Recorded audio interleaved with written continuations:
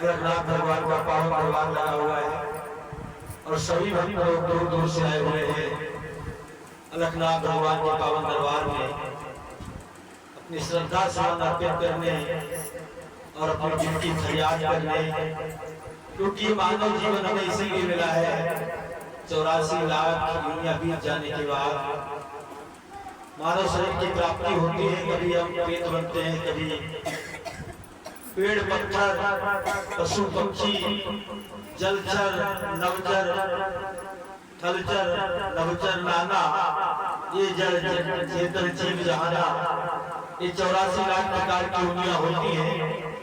84 लाख दुनिया को बीत जाने के बाद हमें आपको मानव शरीर की प्राप्ति होती है। जलचर नवचर जलचर थलचर नवचर नाना ये सब 84 लाख प्रकार की दुनिया है। इनमें मानव देह प्रधान है, मानव योनि जो है प्रधान योनि है जो हमें आपको प्राप्त है। इस मानव योनि में ही हम आप परम पिता परमात्मा की प्राप्ति कर सकते हैं। लेकिन जब तक हमें कोई सच्चा सद्गुरु नहीं मिलेगा तब तक हम आप परम पिता परमात्मा की प्राप्ति नहीं कर सकते। इसलिए जो लोग मनमुख हैं वो गुरु की तलाश करें, क्योंकि बगैर गुरु के आप चाहे कितना भी कुछ भी कर डालें वो सब बेकार होता है। काहे गुरु बिन माला फेरता, गुरु बिन देता दान, गुरु बिन सब निष्फल गया पूछो वेद पुराण। बगैर गुरु के चाहे तुम भंडारा करो, चाहे दान करो, चाहे पूजा करो, चाहे पाठ करो, चाहे सुमरण करो, अभ्यास करो, कुछ भी करो, लेकिन बगैर गुरु के आप को परम गति परम आनंद की प्राप्ति नहीं हो सकती। क्योंकि मन के द्वारा जितना भी पूजन अर्चन बंधन होगा वो सब माया के अंदर होगा, काल भगवान के दायरे में। इसलिए कहा है चाहे निरंज शंकर सब होई, बिन गुरु भगवती तरह ना कोई। बगैर गुरु के आप भवसागर पार नहीं हो सकते हो, और भवसागर से पार जाने के लिए ही हमें आपको ये मानव तन मिला हुआ है। तो जितने भी भक्त लोग यहाँ पर आए हुए हैं सभी लोग सावधान हो जाएं और चेतन होकर के एकाग्रचित होकर के सत्संग के लिए सुने, ताकि आपका कल्याण हो सके। क्योंकि हम आप सत्संग में आए हुए हैं और सत्संग में क्या बताया जाता है, सत्संग में किसी देवी देवता की कहानी नहीं सुनाई जाती, सत्संग में किसी राजा महाराजा की कहानी नहीं सुनाई जाती। सत्संग में हमारी बात सुनाई जाती है, हमारी अपनी।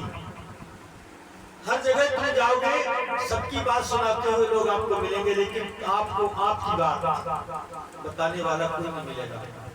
तो सत्संग ही एक ऐसी जगह होती है जहां आपको आपकी बात बताई जाती है। वरना तुम चाहे नातेदारी में चले जाओ, चाहे घर परिवार में चले जाओ, चाहे यार दोस्तों में चले जाओ, चाहे कहीं भी चले जाना, लेकिन आपको अपनी बात बताने वाला कोई नहीं मिलेगा। अपनी बात केवल सत्संग में बताई जाती है। क्यों? क्योंकि आप ही सत्य हो, आप सत्य हैं और सब असत्य है। तो सर्वप्रथम हमें अपनी पहचान करनी है कि मैं कौन हूं।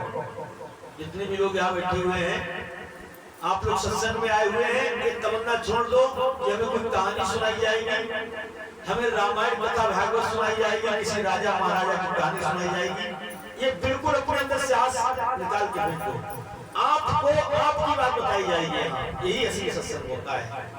मेरी न मानो तो तत्व ज्ञानी लोग हैं उनसे पूछ लेना, और उनकी भी न मानो तो अगर पढ़े लिखे हो तो वेदांत खरीद के ले आओ, वेदांत की किताबें उनको पढ़ के देख लेना। जो मैं बता रहा हूँ यही तुमको मिलेगा। लेकिन ऐसा करने पर आपको बहुत देर हो जाएगी, खोजते खोजते आपका जीवन पूरा बीत जाएगा और आप खोजे पूरी नहीं कर पाओगे। इसलिए संत महापुरुषों के पास जाओगे तो उनके पास सब खोजा हुआ सामान रखा हुआ है, उन्होंने खोज की है और वो रत्न इकट्ठे किए हैं ज्ञान के, जो हम लोग तत्क्षण पकड़ा लेते हैं। तो हम सभी लोग उस तत्व ज्ञान को जानेंगे, इसलिए हमें मानव जीवन मिला है।